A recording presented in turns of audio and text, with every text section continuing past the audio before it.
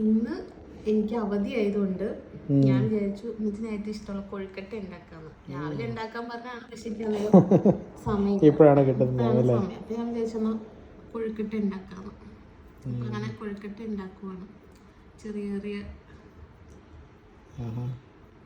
കൊഴുക്കട്ടകൾ.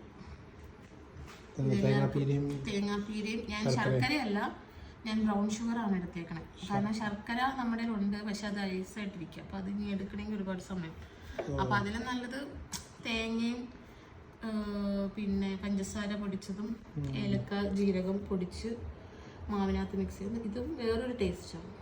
ഇതും ഇങ്ങനെ ഉണ്ടാക്കിയാൽ നല്ല ടേസ്റ്റാണ്. അപ്പം ഇങ്ങനെ ഇതുപോലെ ഇങ്ങനെ ഉണ്ടാക്കി കുഞ്ഞു കുഞ്ഞു ഉരുളയാക്കി ഇതിനകത്ത് ഇത് ഫില്ല് ചെയ്ത് നമ്മൾ ഡെന്റലിൽ ഇങ്ങനെ ഫില്ല് ചെയ്യും, കോമ്പോസിറ്റ് ഫില്ലിങ് ചെയ്യണ മാതിരി ഇങ്ങനെ അടച്ചടച്ചടച്ച് ഇങ്ങനെ റൗണ്ട് ചെയ്ത് പല്ല് ക്ലോസ് ചെയ്തു. അങ്ങനെ നമ്മുടെ കൊഴുക്കട്ട റെഡി.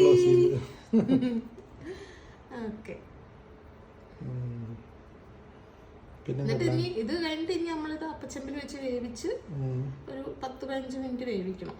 എന്നിട്ട് അതായി കഴിയുമ്പോൾ നമുക്ക് കഴിക്കാം. പിന്നൊന്നുമില്ല, അത് കഴിഞ്ഞ് നമുക്ക് ഇവിടെ പോണം, ജോയി ആലുക്കാസിൽ പോണം. എന്നെ അവര് വിളിച്ചിട്ടുണ്ടായിരുന്നു. എനിക്കൊരു ഗിഫ്റ്റ് ഉണ്ട്. ക്രിസ്മസിനുള്ള ഗിഫ്റ്റ് ഇന്ന് ഉച്ചക്ക് വിളിച്ചിട്ടുണ്ടായിരുന്നു. അപ്പൊ എനിക്ക് അവിടെ പോണം, അത് മേടിക്കാൻ പോണം. എന്താന്നറിയില്ല, ചെന്നാലേ അറിയത്തുള്ളൂ. പിന്നെ പള്ളി പോണം. അങ്ങനെ കുറച്ച് പരിപാടികളുണ്ട്. പിന്നെ ലൈറ്റ് വാങ്ങണം, ക്രിസ്മസിന്റെ കുറച്ച് സാധനങ്ങളൊക്കെ വാങ്ങിക്കണം. പിന്നെ പിരികം ത്രെഡ് ചെയ്യണം. അങ്ങനെ നാളെ ഡ്യൂട്ടി ഉണ്ട്. നാളെ നിങ്ങൾക്കൊക്കെ അവധിയല്ലേ? എനിക്ക് ഇന്നത്തെ കൊണ്ട് എൻ്റെ അവധി കഴിഞ്ഞു.